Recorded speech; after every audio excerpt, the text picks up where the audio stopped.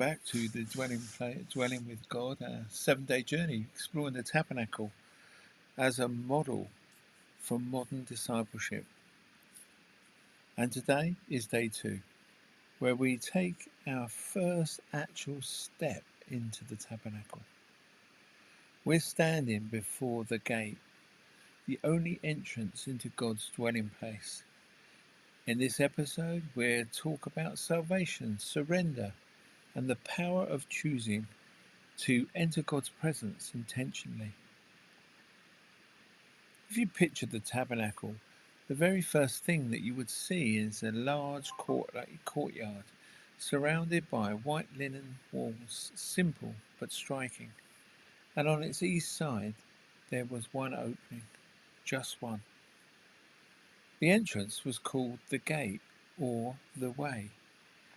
Everyone, priests, worshippers, leaders, and the poor, the rich, had to enter through the same place. There were no side doors, no private entrances, or no shortcuts. And this was intentional. See, God was teaching something profound. There is one way into relationship with Him. Jesus later echoes this in John 10:9, where He says, "I am the gate. Whoever enters through me will be saved." And again in John 14:6, He says, "I am the way, the truth, and the life." You see, the gate reminds us that spiritual life starts with a decision to come to God His way through Christ. Not through good works, not through religious performances, and not through comparison, and definitely not through trying harder, but through the humble steps of entering through the gate, the way that He has provided. Every worshipper had to make a simple but meaningful choice. Will I go in? They could stand outside and watch others worship, and they could admire the beauty of the tabernacle from a distance, and they could hear the sounds, smell of the incense, and see the activity.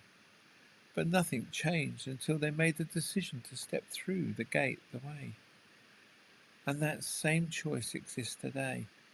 For some, the gate is the step of salvation, saying yes to Jesus for the first time. For others, it's the step of surrender, choosing to follow Jesus more fully. For many, it's the step of re-entering, coming back after feeling distant and distracted. The gate represents openness, receptivity, and invitation. It's God saying, "You are welcome here. Come near. Come as you are." But it's also God asking, "Will you choose me today?"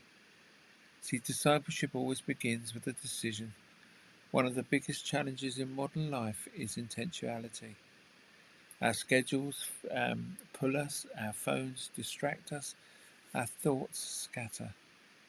Without meaning to, we can end up living outside the gate, close to God but aware of Him, but not actually entering His presence. But the gate, the way, teaches us something really important.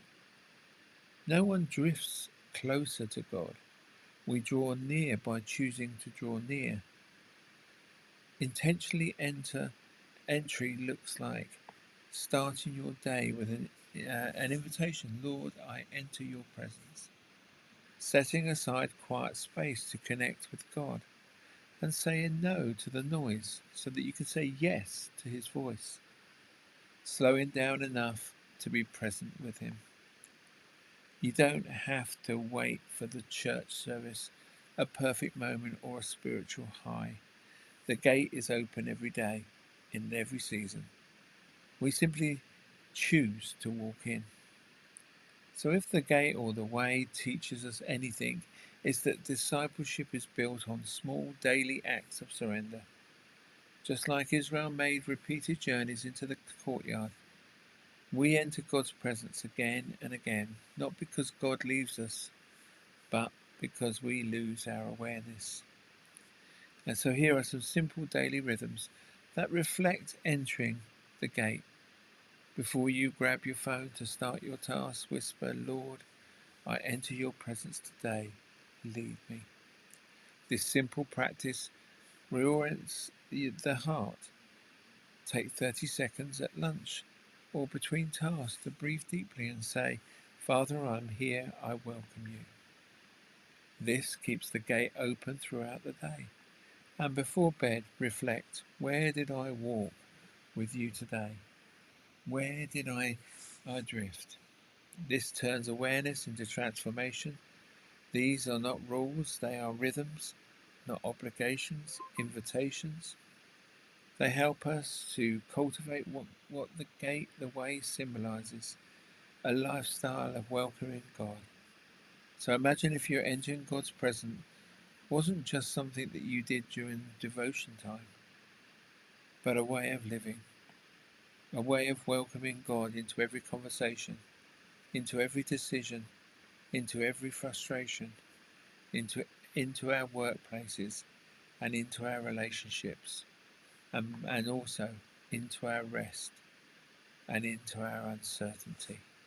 That's what it means to live at the gate, the way, to begin everything with God and to keep the doorway of your heart open. So thank you for joining me for day 2 of dwelling with God. Today we've learned that the gate is more than just an entrance, it's a way, it's a picture of Christ, a place of decision, and an invitation to begin each day by stepping intentionally into God's presence. Tomorrow is in day 3. We approach the brass altar, a challenging and beautiful stage of the journey where we explore what it truly means to lay our lives before God. So until then, may you walk through the gate, the way, with openness, courage, and expectation.